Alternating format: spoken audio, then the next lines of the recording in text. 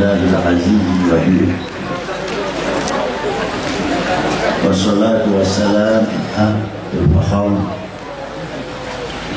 yang saya hormati, yang saya banggakan, para sesepuh, diri sepuh, para alim ulama, para habaib.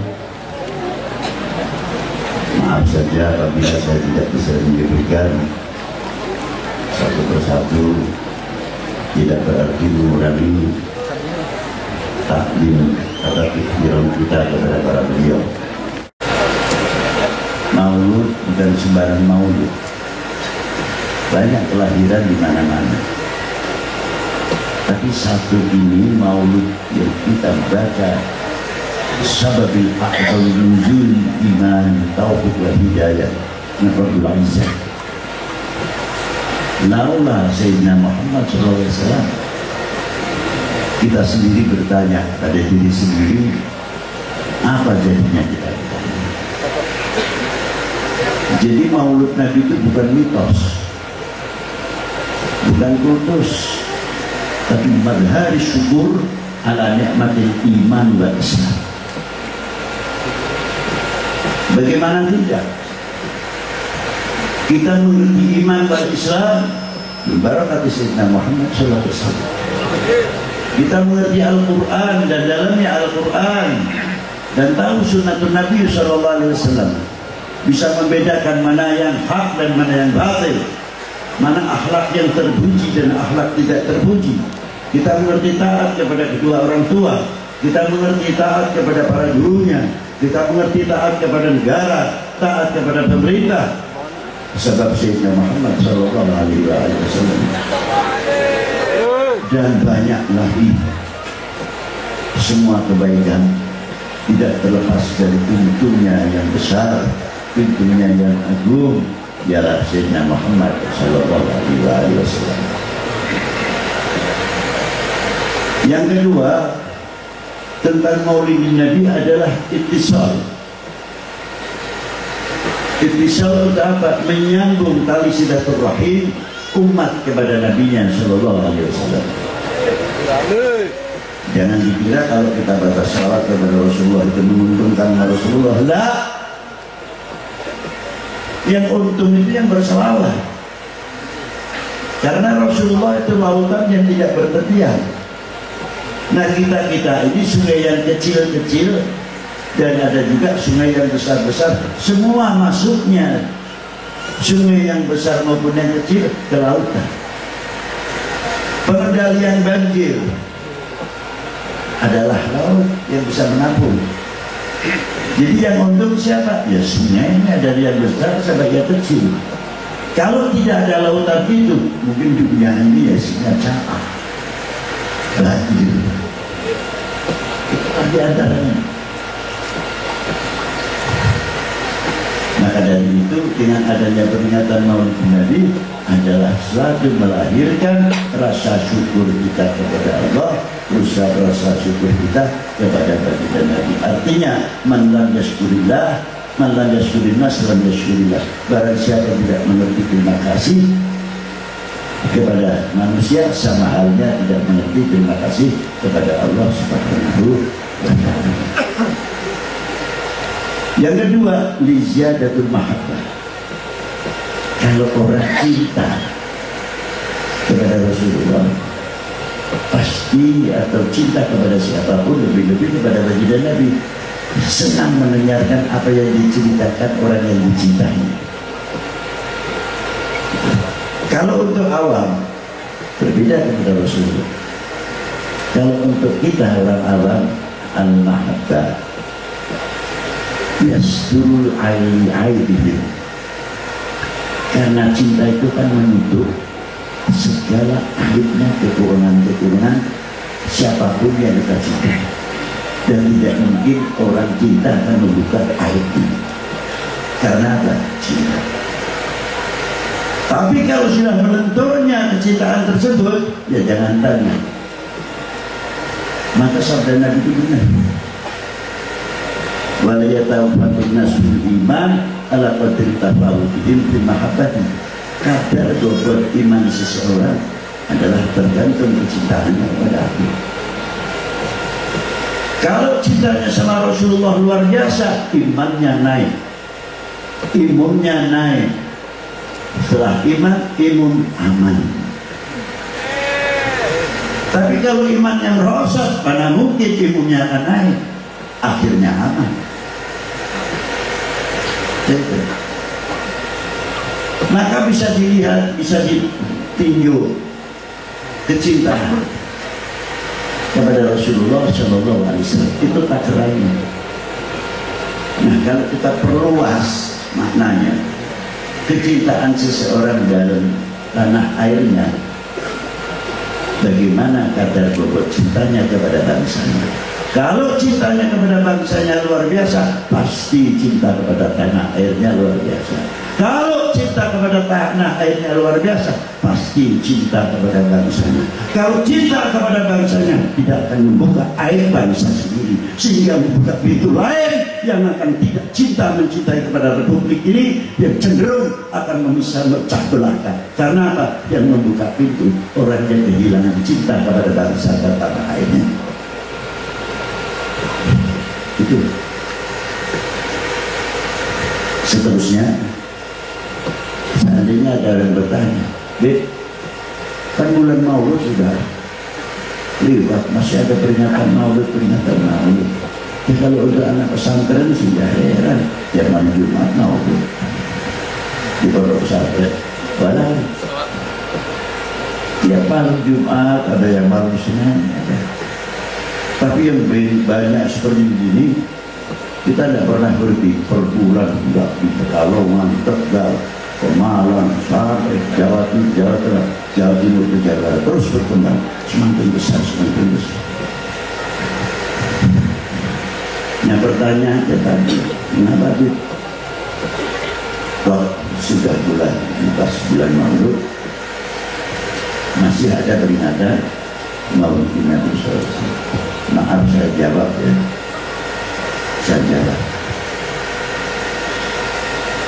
Apakah peringatan 17 Agustus pengibaran sangsaka merah putih itu harus 17 Agustus saja? Itu belum.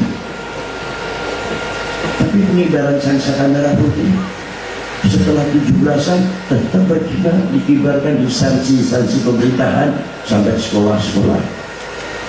Entah sekarang upacara hari Senin itu masih berkibar kan? Masih ada tidak di sekolah?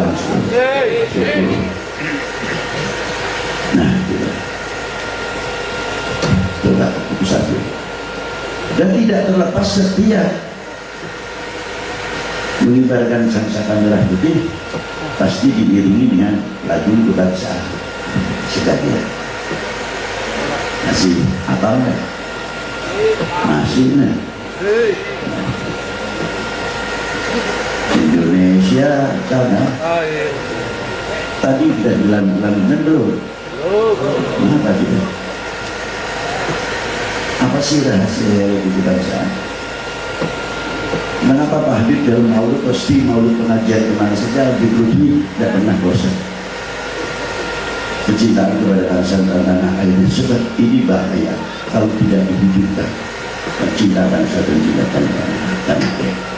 Saya khawatir bangsa ini karena melenturnya cintanya mudah dipicu nantinya, gampang menerima benturan-benturan adu domba, sehingga kepercayaannya kepada pemerintah, kepercayaannya kepada TNI, kepercayaannya kepada polisi, kepercayaannya kepada ulama, saya takutkan nanti melentur akan menggoliatkan ketahanan nasional. Wajib bagi kami semuanya untuk mempertahankan dan memperkokoh ketahanan nasional. Nah, ada apa di dalam lagu Indonesia ya? Banyak yang tidak paham. Ada apa di dalam lagu Indonesia? Ada ikrar. Ada apa? Keras. Gampang menyebut bangsanya sendiri. Harus bangga kalau menyebutkan Indonesia. Kalian kita ini semuanya orang Indonesia, bukan? Jawab yang keras. Kebanggaan dong. Belum menyebut Indonesia kayak Indonesia. dengan getaran suara Indonesia berani menyebut Indonesia itu satu haibah yang luar biasa untuk bangsa. Kirain apa? Makanya kita sekali lagi bertanya, ada apa di dalam lagu kebangsaan? Ada ikrar. Ada apa? Yuk bareng-bareng. Indonesia tanah airku, tanah tumpah darahku.